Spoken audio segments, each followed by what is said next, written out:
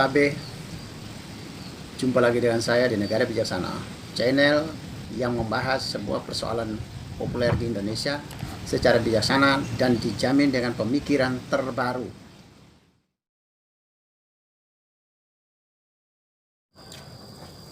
Hari ini saya akan bercerita bagian kedua.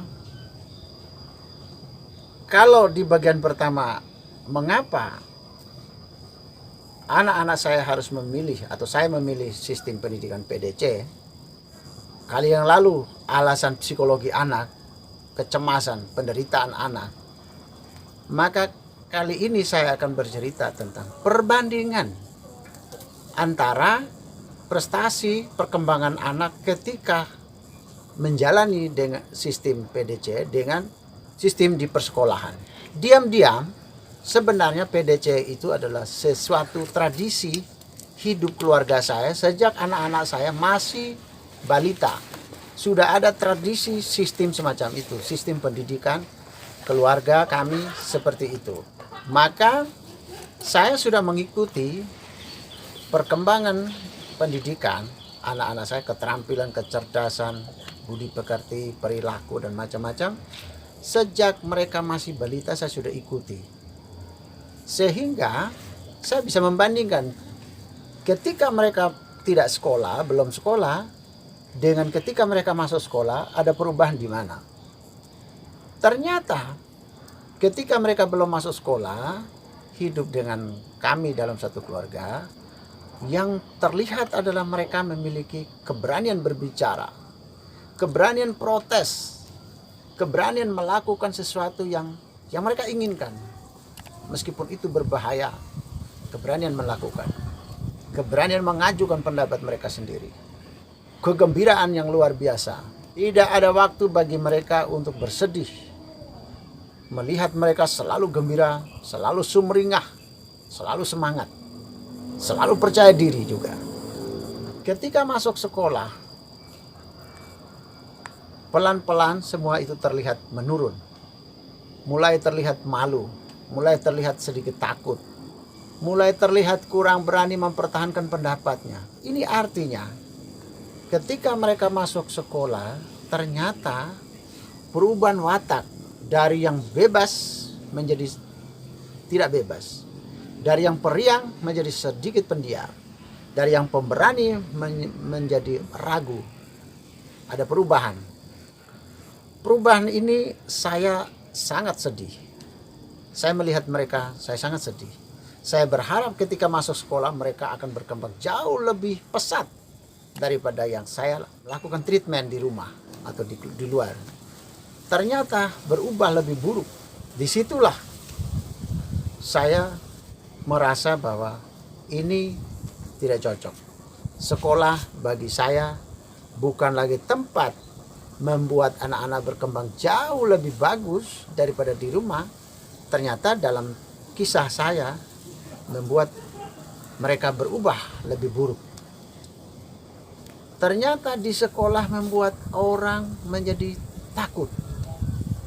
Karena ada banyak larangannya, ada banyak disiapkan dengan hukuman, sanksi bagi anak. Kalau salah diberi sanksi, diolok, dipukul atau di apapun. Membuat orang tidak berani melakukan sesuatu, tidak berani berbicara, tidak berani menjawab lagi, tidak berani mencoba. Sebab dia tahu kalau salah, kalau jelek, dia tahu ada konsekuensinya yang menanti. Konsekuensi penghardikan kata-kata, konsekuensi ekspresi guru yang mengecewakan mereka. Banyak konsekuensi-konsekuensi yang tidak enak untuk diterima seorang anak. Sehingga mereka akan memilih lebih baik diam daripada ketahuan tidak tahu. Daripada mencoba menjawab tapi tidak tahu, nanti juga kena marah. Ini membuat saya tidak nyaman. Bagi saya beranggapan bahwa sekolah malah menurunkan apa yang sudah berkembang di rumah, apa yang sudah berkembang dengan PDC saya. Diturunkan. Ini dari sisi keberanian mental. Di sisi kreativitas mulai timbul keraguan, tidak berani karena takut salah, takut jelek, Kalau jelek nanti ada terima olokan, terima marahan, terima sanksi. Di sisi yang lain, di rumah saya memperbiasakan mereka bahwa anak yang hebat adalah anak yang aktif, kalau bisa hiperaktif. Anak yang tidak boleh diam. Baik fisik, mulutnya, tangannya tidak boleh diam. Istilahnya lebih kasarnya mengatakan bahwa anak nakal. Bagi saya, dan secara teoritis psikologi, anak yang berpotensi jadi anak hebat harus nakal. Tidak boleh diam, hanya tidur yang membuat dia diam. Selama dia tidak tidur, dia tidak bisa diam. Baik pergerakan fisiknya maupun pergerakan mulutnya. Dan kreativitasnya tidak boleh diam. Kalau anak diam, anak pendiam, bagi saya itu adalah alamat jelek bagi anak, masa depan anak, perkembangan anak. Tapi ketika anak-anak saya masuk sekolah, mereka berubah di sekolah menganggap bahwa anak pendiamlah anak yang baik. Ketika mereka berubah pendiam, fisiknya berubah tidak segar, tidak kekar, saya melihat ini sebagai sesuatu yang buruk. Di sisi lain, bacaan-bacaan berbagai teori psikologi yang menginspirasikan saya bahwa anak yang hebat adalah anak yang tidak bisa setuju atau manut atau patuh begitu saja. Dia akan protes kalau dia merasa itu tidak benar, dia protes. Terlepas dari itu ayah atau ibu atau siapapun, dia tetap protes. Tetapi di sekolah, di masyarakat kita menganggap anak yang baik adalah anak yang patuh. Percaya saja sama omongan orang tua, percaya saja sama omongan guru, tidak boleh protes. Taunya cuma dengar, laksanakan, dengar, laksanakan. Padahal semua bacaan penelitian psikologi yang saya baca selama ini, sejak saya muda sampai saya masuk berumah tangga, kesimpulannya, semua orang hebat, semua berawal dari tidak mudah percaya.